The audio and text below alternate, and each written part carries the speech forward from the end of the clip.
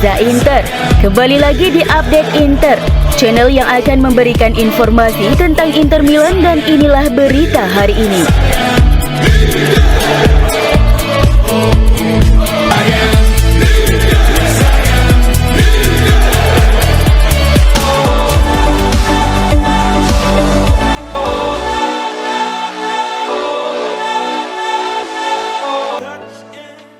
Laga puncak klasmen Serie A akan tersaji antara Napoli dan Inter Milan di Stadio Diego Armando Maradona, Minggu 2 Maret pukul 00 waktu Indonesia Barat. Inter memimpin klasmen dengan 57 poin, diikuti Napoli dengan 56 poin. Pertandingan ini sangat krusial bagi kedua tim dalam perburuan gelar Scudetto.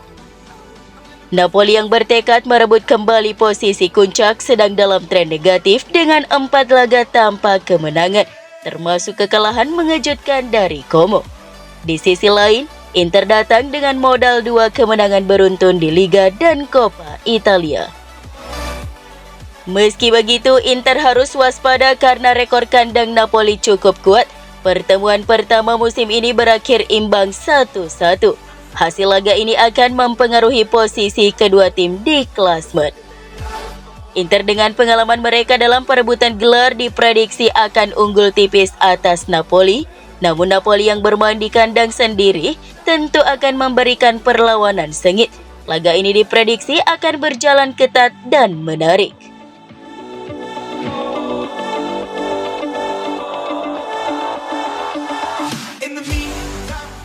Inter berpotensi mengubah formasi saat menghadapi Napoli akibat krisis cedera yang melanda posisi wingback.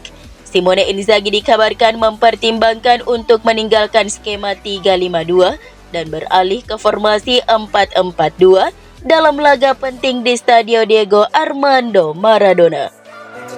Menurut laporan Gazzetta dello Sport, absennya beberapa pemain kunci di posisi wingback membuat Nerazzurri harus mencari solusi alternatif agar tetap kompetitif di laga ini. Saat ini, Inter hanya bisa mengandalkan 2 wingback utama, yaitu Federico Di Marco dan Denzel Dumfries yang dalam kondisi fit.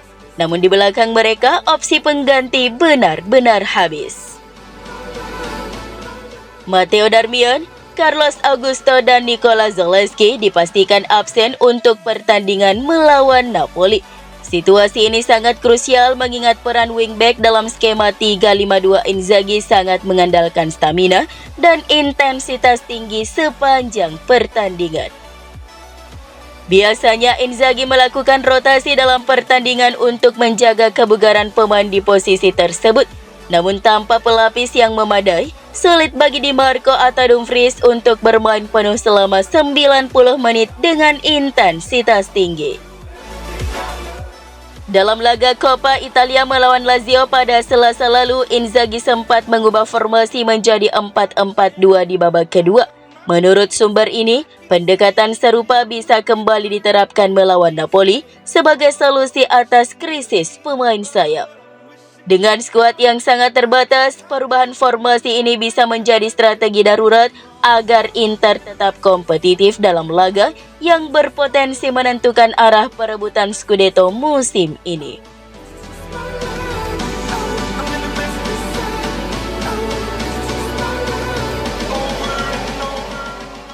Inter siap menghadapi Napoli dalam laga krusial Serie A dengan beberapa perubahan dalam susunan pemain. Salah satu kejutan yang mungkin terjadi adalah kehadiran Jan Bisek di lini belakang.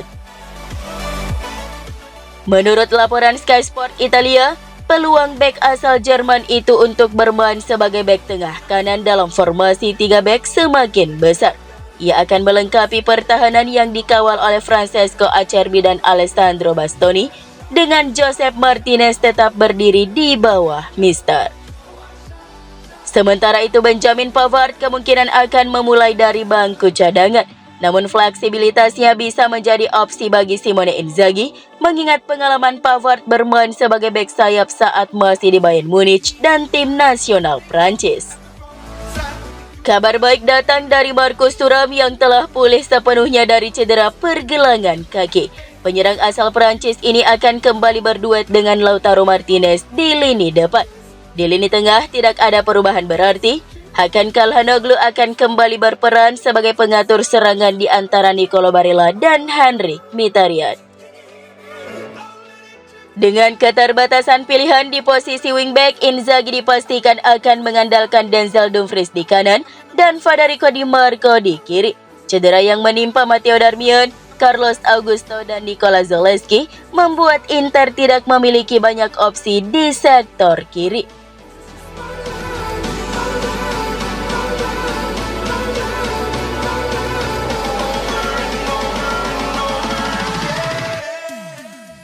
Situs Calcio Finanza yang menganalisis laporan keuangan paruh tahunan Inter Milan, Juventus, dan Atalanta menyoroti peningkatan signifikan pendapatan Liga Champions musim ini akibat perubahan format.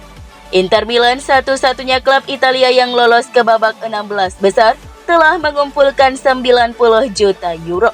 Jumlah ini jauh lebih besar dibandingkan musim lalu yang hanya mencapai 72 juta euro saat Inter terhenti di babak 16 besar oleh Atletico Madrid melalui adu penalti. Selain itu, pendapatan dari penjualan tiket juga akan menambah pundi-pundi Inter. Laporan keuangan paruh tahunan Inter, Media dan Communication belum mencantumkan angka dari 4 laga kandang di babak grup yang rata-rata dihadiri 66.597 penonton. Sedikit menurun dari rata-rata musim lalu yang mencapai 69.136 penonton.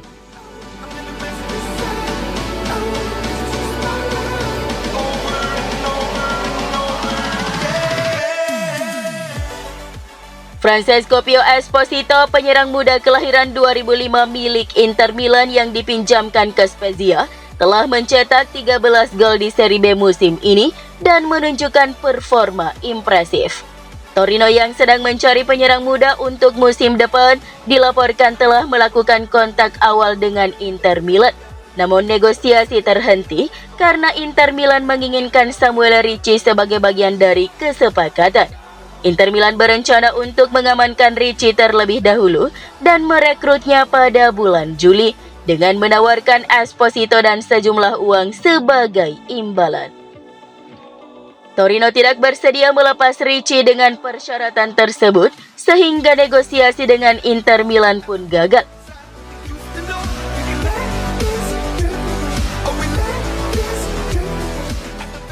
Lautaro Martinez dipastikan tetap bermain dalam laga Inter melawan Napoli, meskipun Federasi Sepak Bola Italia FIGC kini telah menemukan bukti audio terkait dugaan ucapan blasfemi yang diucapkannya usai laga melawan Juventus. Meski begitu, hukuman yang mengancam Lautaro hanya berupa denda, bukan skorsing.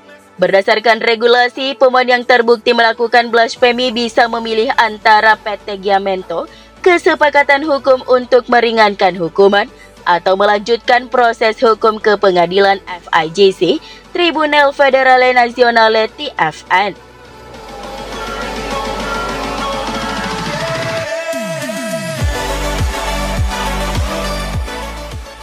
Josep Martinez yang didatangkan Inter Milan dengan investasi 13,5 juta euro awalnya menjadi pemain cadangan.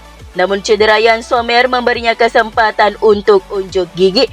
Ia tampil impresif dengan mencatatkan 3 kemenangan dan 3 clean sheet. Lebih dari sekedar penjaga gawang, Martinez juga piawai mendistribusikan bola. Saat melawan Lazio, ia mencatatkan 61 sentuhan dan 41 operan sukses.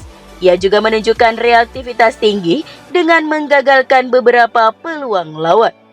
Penampilan apik Martinez membuktikan bahwa ia bukan sekadar pelapis, tetapi juga aset berharga bagi Inter Milan.